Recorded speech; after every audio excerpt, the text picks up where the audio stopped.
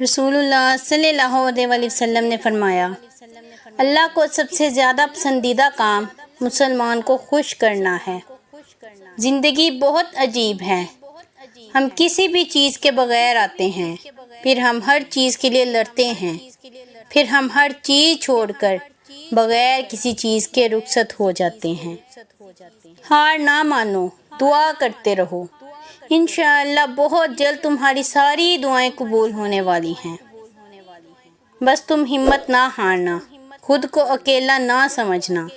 اللہ تمہارے ساتھ ہے، وہ تمہاری زندگی سے سارے غم، مشکلیں، تکلیفیں ایسے نکال دے گا کہ تم حیران رہ جاؤ گے۔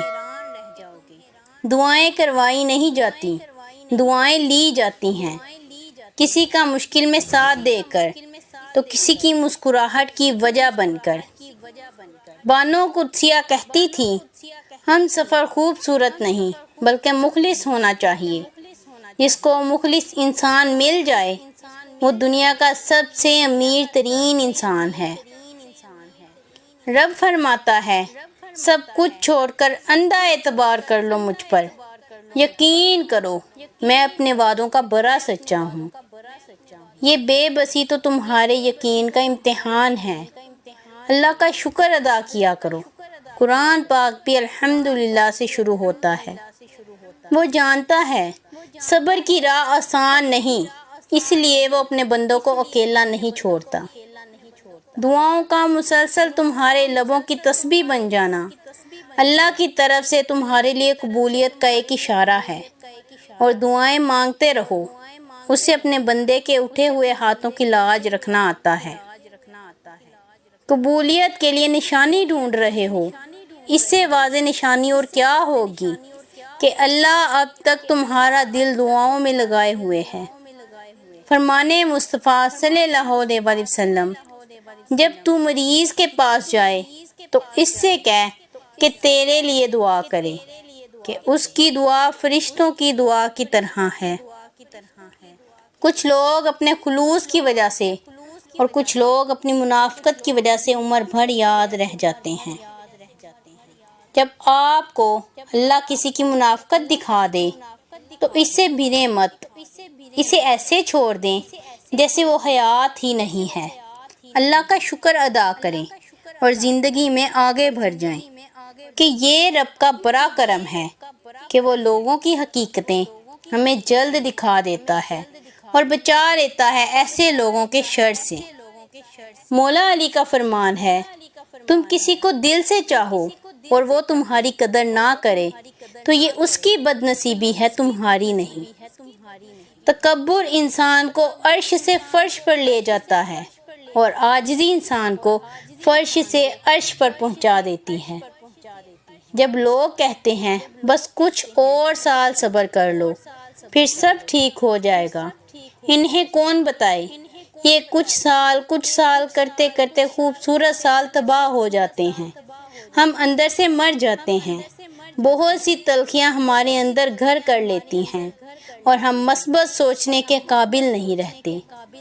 ایک پھول والے کی دکان پر کیا خوبصورت جملہ لکھا تھا، انسان کو ہر قدم پر جیت چاہیے مگر لوگ میرے پاس آ کر ہار مانگتے ہیں۔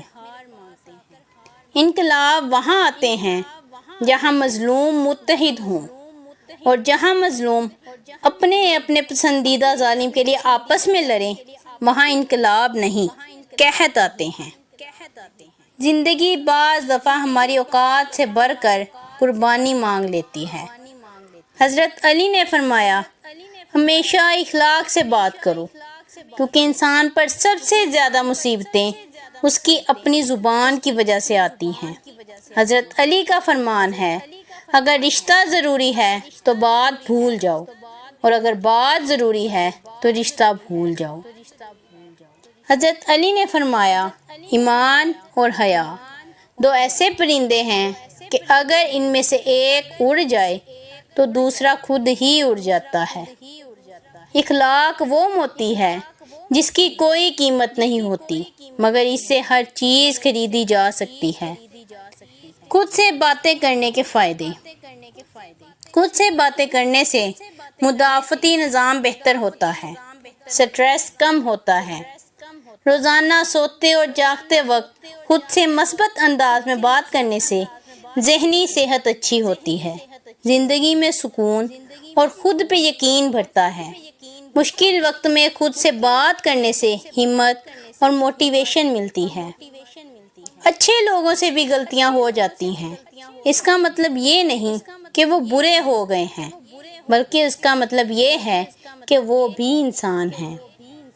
ہم کسی کے دل میں جھانک نہیں سکتے، یہ جان نہیں سکتے کہ کون ہمارے ساتھ کتنا مخلص ہے، لیکن وقت اور رویے جلد ہی یہ احساس دلا دیتے ہیں۔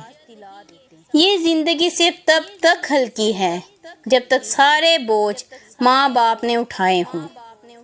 حضرت علی نے فرمایا، وقت اور دولت دو چیزیں ہیں جو انسان کے اختیار میں نہیں۔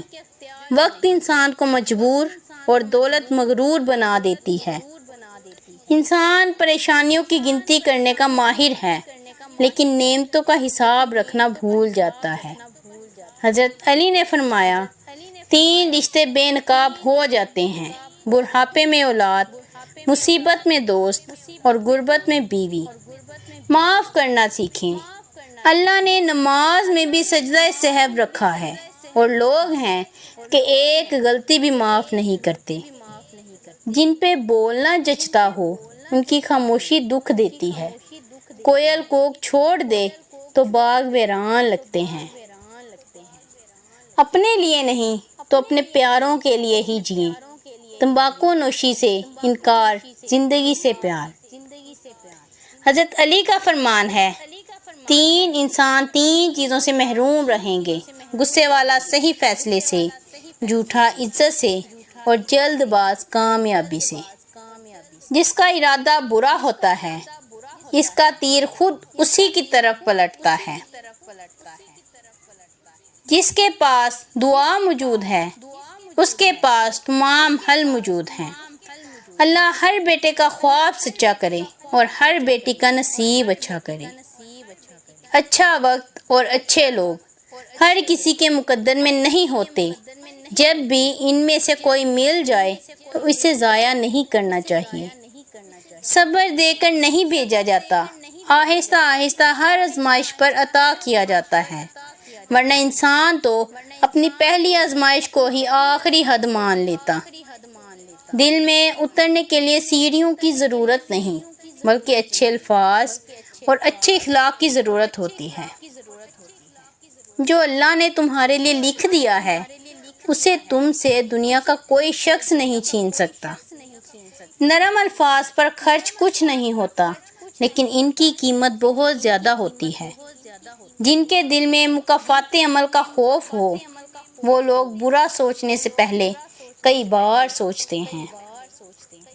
حضرت حسن بصری فرماتے ہیں کہ حضرت سمرہ ابن جندب رضی اللہ تعالیٰ عنہ نے فرمایا کہ میں تمہیں ایک حدیث نہ سناؤں جو میں نے رسول اللہ صلی اللہ علیہ وسلم سے کئی مرتبہ سنی، اور حضرت ابو بکر اور حضرت عمر نے بھی کئی مرتبہ سنی۔ میں نے عرض کیا، ضرور سنائیں۔ فرمایا، جو شخص صبح اور شام ان کلمات کو پڑھے، پھر اللہ سے جو دعا مانگے تو اللہ ضرور اسے وہ چیز عطا کریں گے۔